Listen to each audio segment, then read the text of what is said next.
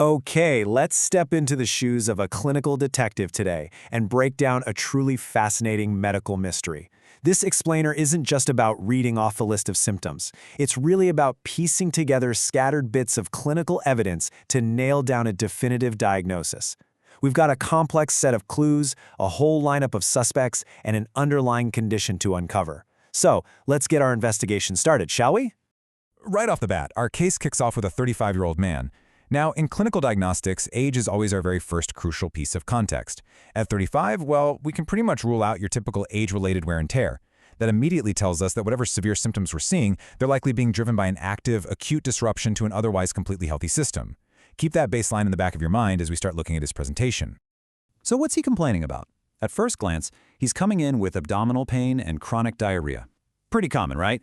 I mean, these kinds of gastrointestinal symptoms could easily point to anything from last night's bad takeout to a mild food intolerance. But here's the catch.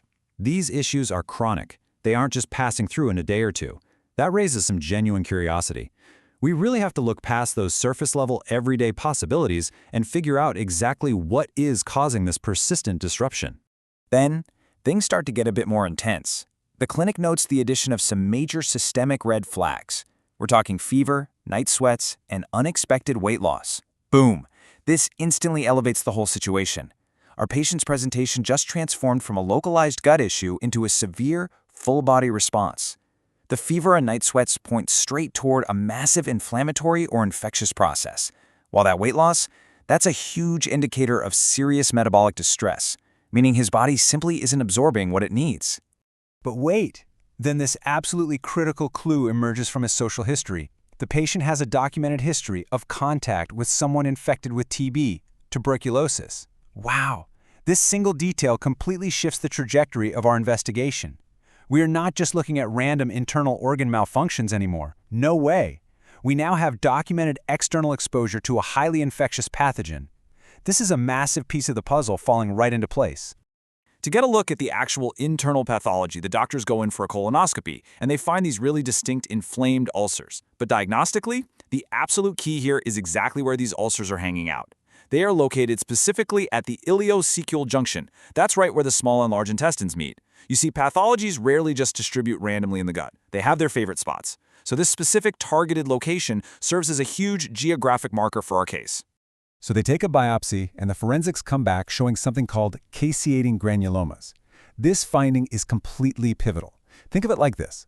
When your immune system tries to wall off a really stubborn foreign invader that it just can't eradicate, it forms these little cellular barricades. Those are the granulomas. But the caseating part, that refers to a very specific kind of necrotic, or dead, breakdown inside those clusters. It acts like a highly specific pathological fingerprint left right at the scene by our culprit. All right, with all our evidence gathered on the board, we've lined up 4 primary suspects. We've got Crohn's disease, ulcerative colitis, intestinal tuberculosis, and IBS. Every single one of these is known to cause some major bowel disruption. So our next move is to just cross-examine these 4 diagnostic possibilities against the specific clues we've uncovered. Let's narrow it down. First off, we can quickly rule out IBS. I mean, sure, it perfectly explains the chronic diarrhea and the stomach pain, but it completely fails to account for those severe systemic red flags, like the night sweats, the crazy weight loss, or the physical presence of those inflamed ulcers. And it absolutely doesn't tie into a history of TB exposure. So IBS, you are off the hook.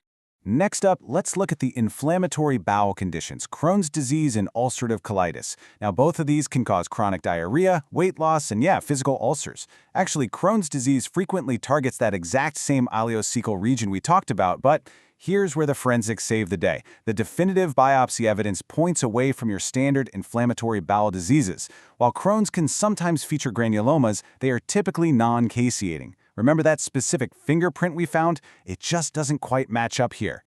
So, stepping back and looking at all the puzzle pieces together, what is our final verdict? If we line up a 35-year-old guy with localized ileosacral ulcers, blaring systemic inflammatory alarms, a known history of TB exposure, and that hard microscopic evidence of caseating granulomas, well, a very clear, unified picture really begins to emerge from the clinical data. It comes down to this. Those caseating granulomas, combined with that documented TB contact history, act as our absolute, undeniable smoking gun. Think about it. Crohn's and ulcerative colitis can't explain the specific caseating nature of the cells or the pathogen exposure, and IBS sure can't explain the ulcers or the systemic fever. Every single clinical symptom and pathological finding is converging perfectly onto one single explanation.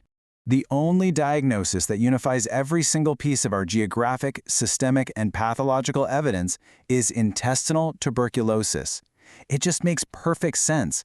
The gut symptoms told us exactly where to look. The systemic symptoms showed us the severity. His social history handed us our prime suspect, and that biopsy, it delivered the definitive proof. Case closed. So, we've successfully synthesized the clinical data to crack this mystery. But, answering one question in medicine almost always opens the door to another. Tuberculosis is basically universally famous as a respiratory illness, right? So how in the world does a pathogen that you inhale from the air completely bypass the respiratory system just to colonize the lower digestive tract? I'll leave you to ponder that. The sheer adaptability of these pathogens and just how incredibly, and sometimes terrifyingly, interconnected the human body truly is. Thanks for diving into this explainer with me, and keep questioning the world around you.